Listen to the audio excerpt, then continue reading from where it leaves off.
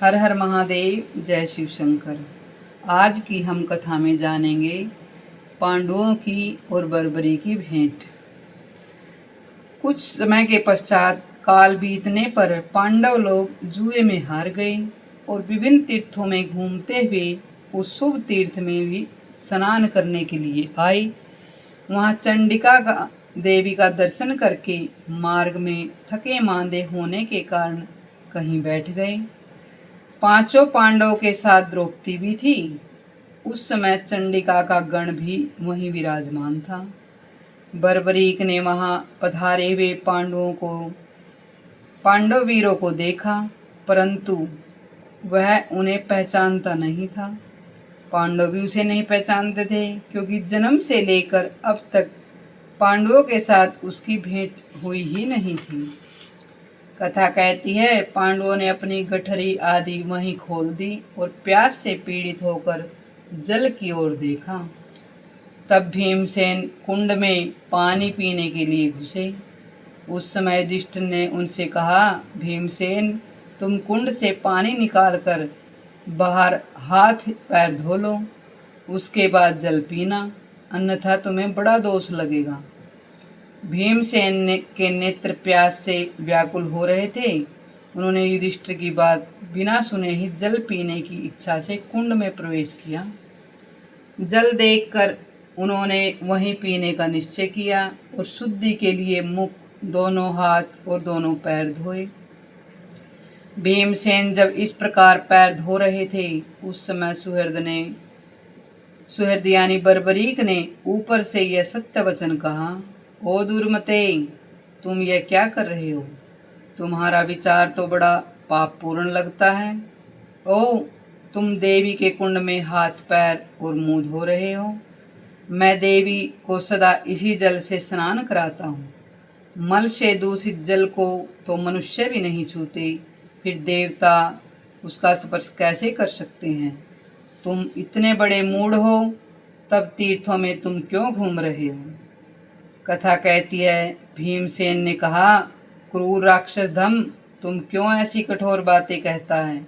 जल का दूसरा उपयोग ही क्या हो सकता है? वह प्राणियों के लिए भोग के लिए ही तो है, और तो क्या होता होगा? बड़े बड़े मुनीश्वरों ने भी तीर्थों में स्नान का विधान किया है।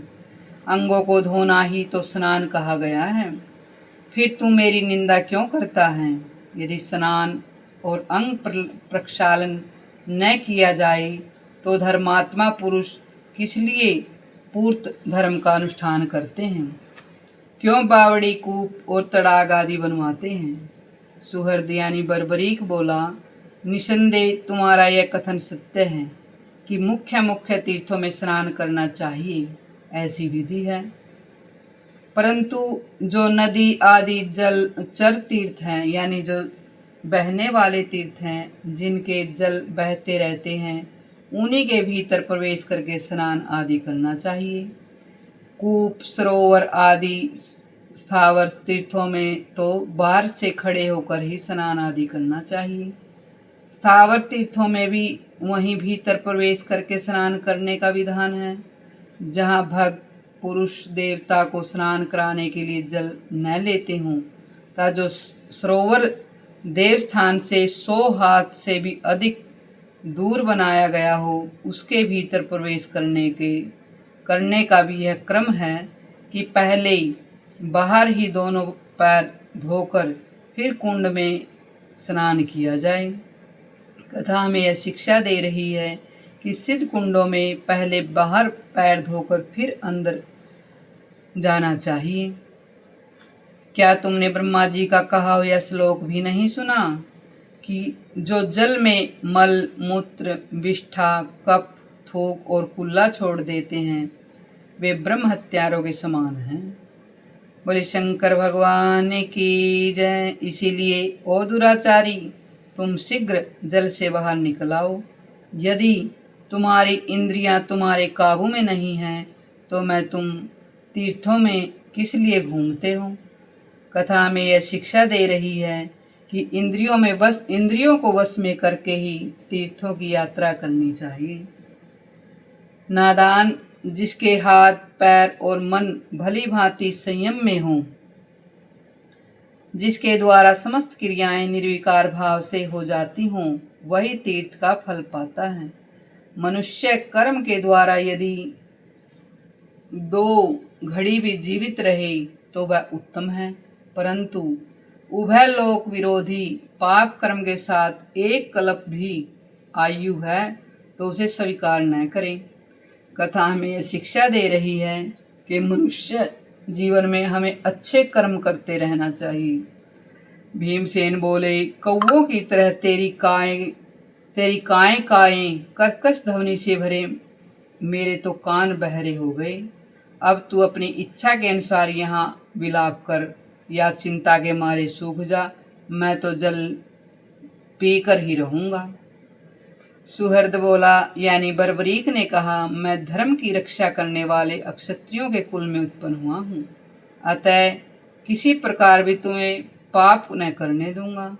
हमारे इस कुंड से तुम्हें शीघ्र ही बाहर निकल जाऊं, नहीं तो इन ईंटों के टुकड़ों से तुम्हारा मस्तक चूर चूर कर डालूंगा। यूं कहकर बर्बरीक ने ईंटें उठा ली और भीम के मस्तक को लक्ष्य करके फेंकना आरंभ किया। भीम उसके प्रहार को बचाकर उछले और सरोवर से बाहर आ गए। फिर तो दोनों में भयंकर पराक्रमी वीर एक दूसरे को घुड़कते हुए आपस में गुथ गए। दोनों ही युद्ध विद्या में पारंगत थे, अतः अपनी विशाल भुजाओं से युद्ध करने लगे। 2 घड़ी तक ही उस राक्षस के सामने पांडव भीमसेन दुर्बल पड़ने लगे। अंत में बर्बरीक ने भीमसेन को उठा लिया और जल में फेंकने के लिए समुद्र की ओर चल दिया। समुद्र के किनारे पहुंचने पर भगवान शंकर ने आकाश में स्थित हो बर्बरीक से कहा, राक्षसों में श्रेष्ठ महाबली बर्बरीक, ये भरत कुल के रत्न और तुम्हारे पिता में भीमसेन हैं, इन्हें छोड़ दो। बोले शंकर भगवान की जय। ये तीर्थ यात्रा के प्रसंग से अपने भाइयों और द्रौपदी के साथ विचरते हुए इस तीर्थ में भी स्नान करने के लिए ही आए हैं, अतः तुम्हारे द्वारा सर्वथा सम्मान पाने के ही योग्य हैं। भगवान शंकर का यह वचन सुनकर सुहृद यानी बर्बरीक सहसा भीमसेन को छोड़कर उनके चरणों में गिर पड़ा और बोल उठा, हाय मुझे धिक्कार है, यह बड़े कष्ट की बात है, बड़े कष्ट की बात है। पितामह मुझे क्षमा कीजिए। उसे इस प्रकार शोक करते और बार बार मोहित होते देख भीमसेन ने उसे छाती से लगा लिया और स्नेह से मस्तक सूंघ कर कहा, वत्स, जन्म काल से ही न तो हम तुम्हें पहचानते हैं और न ही तुम हमको। केवल घटोत्कच तथा भगवान श्री कृष्ण से यह सुन रखा है कि तुम इसी तीर्थ में निवास करते हो, किंतु यह सब बात भी हमें याद नहीं रही, क्योंकि जो लोग अनेक प्रकार से दुखी और दुखों से पीड़ित तथा मोहित होते हैं, उनकी सारी स्मरण शक्ति नष्ट हो जाती है। कथा हमें यह शिक्षा संदेश दे रही है, इंसान को चिंता और दुख के कारण बुद्धि में स्मरण शक्ति खत्म हो जाती है, अतः वह सब काल की प्रेरणा से प्राप्त हुआ है। बेटा तुम शोक ना करो, तुम्हारा इसमें तनिक भी दोष नहीं है, क्योंकि कुमार्ग पर चलने वाला कोई भी और कैसा भी क्यों ना हो, इसीलिए वह दंडनीय ही है। साधु क्षत्रियों को उचित है कि यदि कुमार्ग पर चले तो अपनी आत्मा को भी दंड दे। फिर पिता, माता, सुहृद, भ्राता और पुत्र आदि के लिए तो कहना ही क्या। मुझे आज बड़ा हर्ष प्राप्त हुआ है। मैं और मेरे पूर्वज धन्य हैं, जिनका पुत्र ऐसा धर्मज्ञ और धर्म पालक है। तुम वर पाने के योग्य हो, मेरे तथा दूसरे सत्पुरुषों के द्वारा प्रशंसा पाने के अधिकारी हो, अतः यह शोक छोड़कर तुम्हें स्वस्थ हो जाना चाहिए।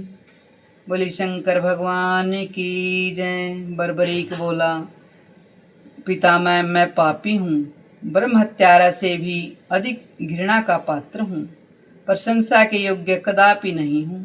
प्रभो, न तो आप मेरी ओर देखें और न ही मेरा स्पर्श ही करें। ब्राह्मण लोग सभी पापों का प्रायश्चित बतलाते हैं, परंतु जो माता पिता का भक्त नहीं है उसका उद्धार का कोई उपाय नहीं है। अतः जिस शरीर से मैंने पितामह को पीड़ा पहुंचाई है, उस अपने शरीर को आज मैं महिसागर संगम में त्याग दूंगा, जिससे अन्य जन्मों में भी ऐसा ही पातकी न हूँ। बोले शंकर भगवान की जय। यों कहकर बर्बरीक बलवान उछलकर समुद्र के भीतर चला गया। समुद्र भी यह सोचकर कांप उठा कि मैं कैसे इसका वध करूं। तदंतर सिद्ध अंबिका तथा चारों दिशाओं की देवियां रुद्र के साथ वहां आई और उसे हृदय से लगाकर बोली, वीरेंद्र, अनजान में किए हुए पाप से दोष नहीं लगता। यह बात शास्त्रों में बताई गई है, अतः तुम्हें इसके विपरीत कोई बर्ताव नहीं करना चाहिए। देखो, तुम्हारे पितामह भीम पुत्र मुस्कुराते हुए तुम्हारे पीछे पीछे लगे हुए हैं और तुम्हारी मृत्यु हो जाने पर वे स्वयं भी प्राण त्याग देने के उत्सुक हैं। वीर, यदि इस समय तुम शरीर छोड़ोगे तो भीमसेन भी शरीर को त्याग देंगे। उस दिशा में तुम्हें बड़ा भारी पातक लगेगा। अतः महामते, ऐसा जानकर अपने शरीर को धारण करो और थोड़े ही समय में देवकी नंदन श्री कृष्ण के हाथ से तुम्हारे शरीर का नाश होगा। बोलिए शंकर भगवान की जय। ऐसा बताया गया है। वत्स, वे साक्षात भगवान विष्णु हैं और उनके हाथ में शरीर का नाश होना बहुत उत्तम यानी मुक्तिदायक बताया है। इसीलिए उस समय की प्रतीक्षा करो और हमारी बात मानो। देवियों के ऐसा कहने पर बर्बरीक उदास मन से लौट आया। बर्बरीक चंडिका के कार्य की सिद्धि के लिए बड़ा भारी युद्ध करेगा। इसीलिए संसार में चंडिल नाम से प्रसिद्ध तथा समस्त विश्व के लिए पूजनीय होगा। यों कहकर वहां आई हुई सब देवियां अंतर्ध्यान हो गई।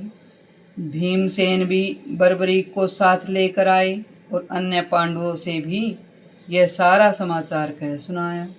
सुनकर सब पांडवों को बड़ा आश्चर्य हुआ और सबने बारंबार उसकी प्रशंसा की और आलस्य त्याग कर विधि के अनुसार तीर्थ स्नान किया। बोलिए शंकर भगवान की जय। आपको यह कथा कैसी लगी हमें कमेंट में अवश्य बताइए। कथा सुनने के लिए सभी कथा प्रेमियों का हृदय से धन्यवाद। हर हर महादेव। जय शिव शंकर।